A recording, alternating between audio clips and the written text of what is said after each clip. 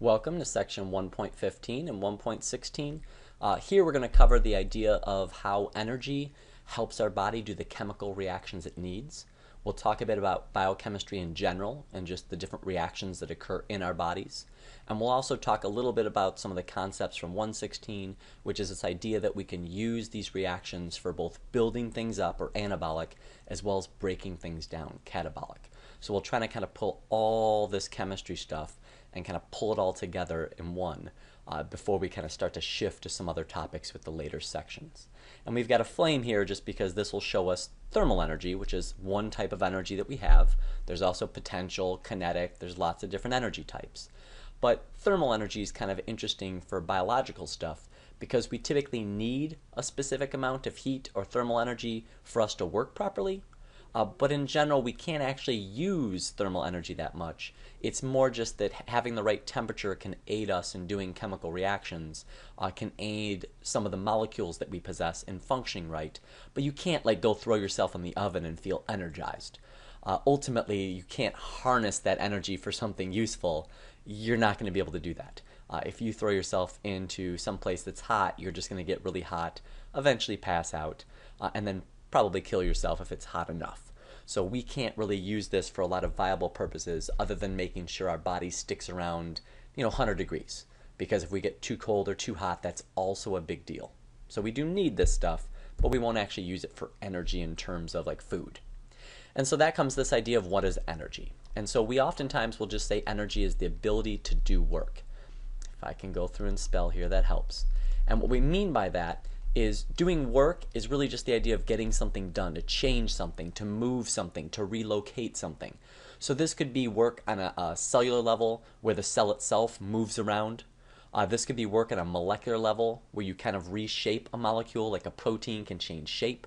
You could go through and use this to allow a chemical reaction to occur, but it's going to allow us to in some way meaningfully change something. That's the idea behind energy. And there's going to be a variety of different types of energy, but I want you guys to realize that chemicals have energy. Sometimes they call this chemical energy, but it's largely a subset of what you guys would know as potential energy. And so if you look at this gasoline, it's a 5-gallon container, and that 5-gallon container you could walk around with. This is not a huge container. I don't care how weak you are. You can pick this up. But the idea here is if you carry this around and put it in your car, depending on what it is, will typically be able to drive somewhere between 100 and 200 miles on it. So something that you can just pick up, carry around with you, has the ability to move something that's probably somewhere in the order of 4,000 to 8,000 pounds, 100 or 200 miles. If I were to say, go ahead and push this car 100 to 200 miles and fill up that container with like milk or something, I doubt you're going to be able to do that. You're probably not going to make it very far at all. And so it gives you the sense of just how dramatic it is that this can move it there, and it can do so quickly. I mean, if you're trying to push a car, good luck hitting 5 miles an hour unless it's downhill. But if you're going through and using gasoline, you could probably break 100 miles an hour just using the energy that's stored in these chemicals that are in this one 5-gallon container. And so it lets you realize just how much energy chemicals can have. And the way this works is some of the bonds that hold together are various chemicals. In this case, this is largely a hydrocarbon.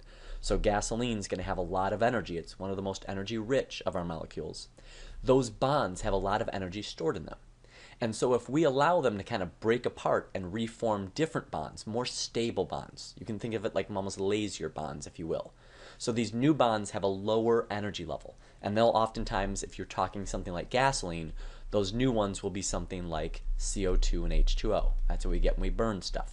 All right, doesn't matter what you burn, you're going to burn whatever the fuel is plus O2. And this is a common thing even in our body. We just do this slower. We do it like bit by bit. We don't all at once burn stuff, or else we burn ourselves to death. But ultimately, the idea is we break it down into these smaller molecules. So this large fuel molecule, as it gets rearranged and kind of resituated to be a lot more smaller molecules, now needs less energy to be stable. And so that extra energy gets given off, and that's what our car is harnessing. This is the essential reactions that our body does when we digest food, is that we're breaking these molecules down, and we're ultimately getting CO2 and water from them. It's essentially the same process, just once again, bit by bit, so you don't just light up. And by doing so, we can capture some of that energy that's being released. And so there is going to be energy whenever we talk about chemicals. If you want to make things go to like higher energy bonds, which normally means building them, we've talked about this idea. If you want to build a house, to actually elevate all those pieces of wood and to pound the nails into place, all those things require energy and then they're stored. So eventually, if I go through and kick out the actual supports, the whole thing comes tumbling down, and all that stored potential energy gets converted to kinetic as it falls, and you don't want to be on the floor, if you will, as that house comes tumbling down, because you're going to get hurt or killed because of all that energy that's being released as those things fall down and gravity acts upon it. And so that's the kind of idea with our chemicals. If we want to build big chemicals, we typically have to put in energy, and it gets stored in those molecules. If you want to release energy from there, you typically break things into smaller pieces, which requires less energy, and that extra energy gets given off. Now, the idea that the extra energy has to be supplied or given off, depending on what we're doing. So if we're building, we've got to add it. And if it's like falling apart or breaking down, it's going to be released. We're going to get it. That comes down to thermodynamics, which is the study of energy. And that's going to come down to this idea of conservation of energy. So you guys have probably seen this. And so that means if we're going to a lower energy state, the energy that we've kind of don't need anymore, if you will, that we have lost, you could see people say sometimes, it's not gone, it's just given off. It's released to the surroundings. And same thing if you want to go to a more complex thing, the energy that you've added didn't just disappear, it's now stored in that new, more complex chemical, which later on can release it when it breaks down. The other idea that thermodynamics supports is the fact that the universe as a whole loves disorder. So it favors disorder. And so how this works is if you go ahead and leave your room and just see what happens, if you don't go through and try to clean, if you don't work to keep it organized, things don't spontaneously or automatically or on their own become more organized. Organizing stuff takes energy. In general, if you leave things be, they get more and more disordered. Your room, if you don't take care of it, is going to get more and more disordered. If you abandon the house, it's going to get more and more disordered as it breaks down, starts to fall apart. That's the way of the universe. And so if you want things to become more disordered, they might happen spontaneously. They might essentially happen all on their own, where you might not have to cause that reaction to occur. That reaction might be fine just going. But if you want to make things organized, which for life, most of our organic compounds are going to be organized, we have to find a source for energy. For some of us, that's eating. Go have a hamburger. Go have a milkshake, have your French fries. For some things like plants, it's going to be light, where they're going to trap energy from light and use that so that they can build up the compounds they need, like sugars, proteins, nucleic acids, lipids, all those things we've talked about that we need to make our cells. And so this whole idea will come back to just the basics of thermodynamics, which are our kind of general rules that we have, where we conserve stuff and it's easier to make things disordered, it's harder to make things ordered. Okay, the next section is going to talk about just characteristics of reactions, if you will. So first thing we need to know is pretty much all reactions will need some activation energy. This is the energy to just get them started. Now, for a lot of reactions, once you get them started, they'll continue on their own.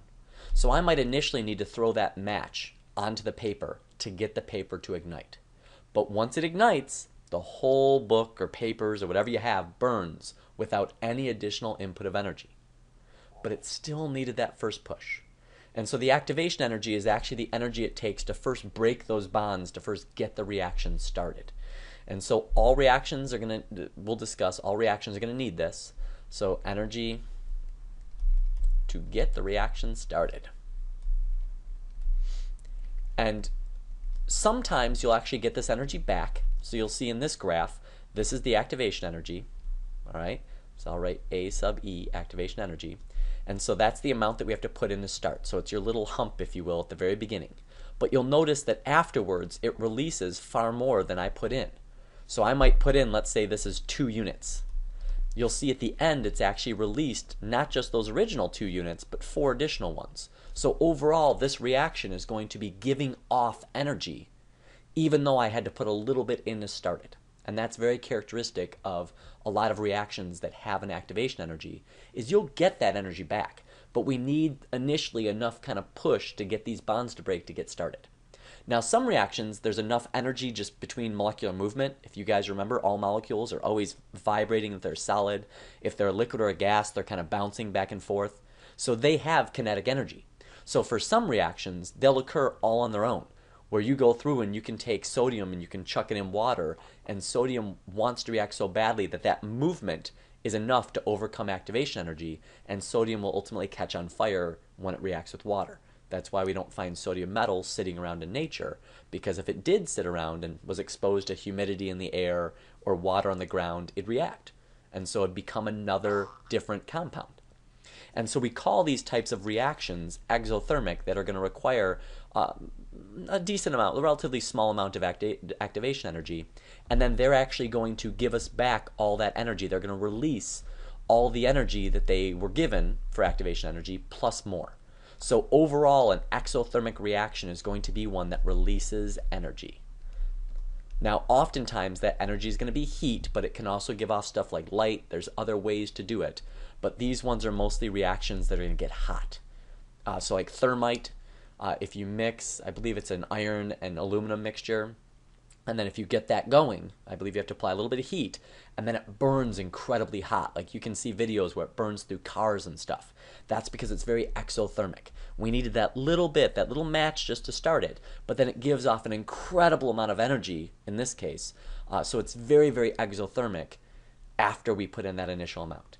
And because it gives off so much energy as it reacts, we don't need to supply any additional activation energy. The reaction itself releases energy, which allows for it to overcome any additional activation energy needed. So once the reaction gets going, it's just going to keep going.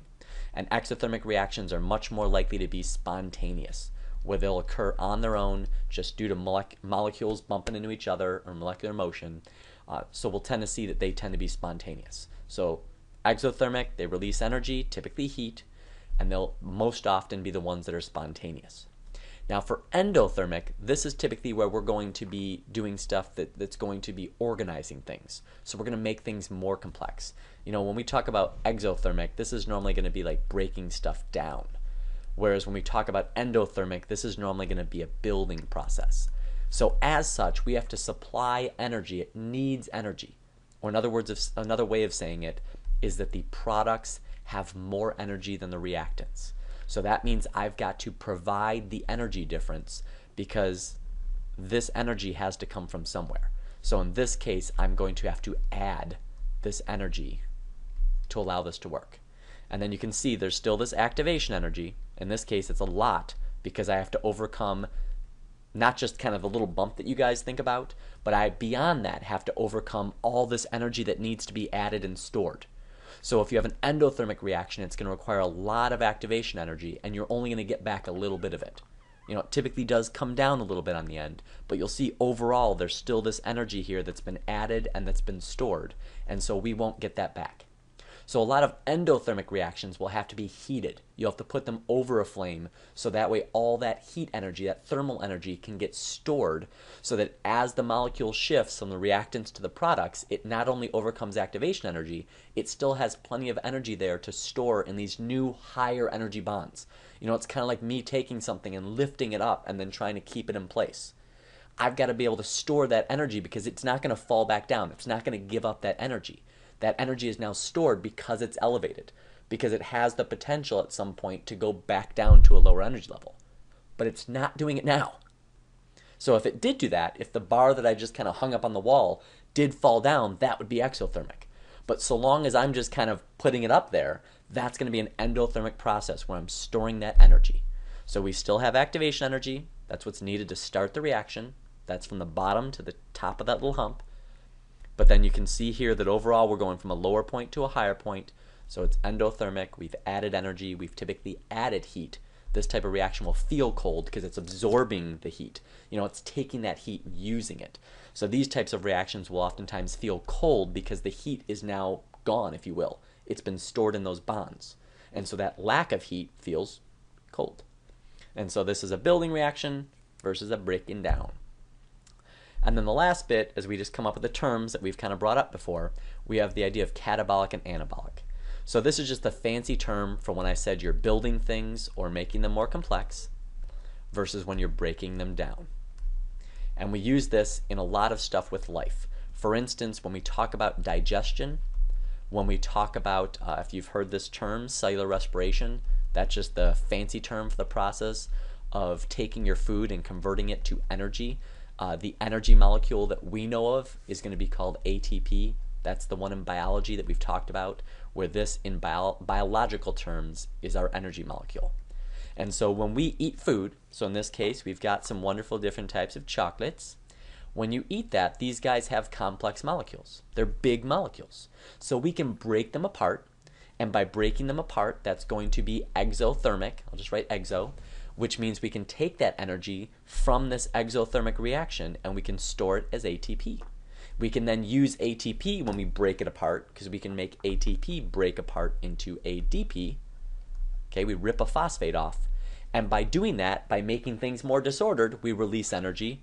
And so we use that later release of energy, where ATP breaks down into ADP plus a phosphate, we use that within our bodies to get our energy. So instead of trying to make it go directly from chocolate to making some molecule change, in terms of, chocolate makes a pump within your cells work, what we do is we make the chocolate get converted to ATP, and then the ATP makes all the stuff in our bodies that need energy work. It's our energy currency. But we're only going to make ATP when we're breaking stuff down. This is why we need to eat so much. We have to get these complex molecules to break them down, because that's the only way to actually make ATP. So anabolic ones are building would be like when we take ADP, adenine diphosphate, or adenosine diphosphate, depending on what you read. But this is going to take ADP plus this phosphate, and it's going to make them rebuild to be ATP. But because we're building it, this is going to take energy. And so at this point, this is going to have to either come from light, or once again, this is going to have to come from us breaking down food. So this will come from this idea of using this energy from the exothermic to do this endothermic reaction. And our body does this all the time because these anabolic reactions need energy, and because the catabolic ones provide energy. We are oftentimes going to pair these. So we will do one type of those. Let me just go through. Pair up. We'll pair up a reaction that's going to release a bunch of energy with one that needs it. And so by doing this, it allows us to build up molecules in our own body. It allows us to go through and create the complex molecules we need. We just do it by breaking down somebody else's, whatever we ate. So it could be meat, chocolate, could be plant material like potatoes, whatever else. By breaking that stuff down, it allows us to build up the stuff that we need.